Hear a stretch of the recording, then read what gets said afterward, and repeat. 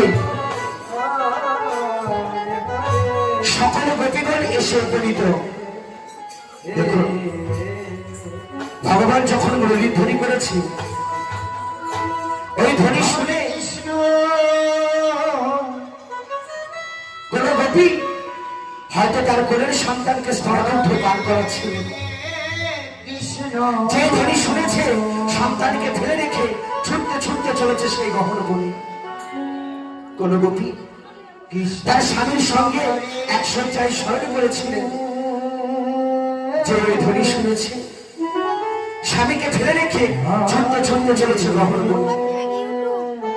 তাই সকল গোপী একত্রিত হয়ে রাধারানী বলছে, ললিতা, ওরে বিশাখা, ওরে চম্পকলতা, গোবিন্দ যে মুরলীর ধ্বনি করে ডাকছে, আমি যাবো অভিসারে, আমাকে একটু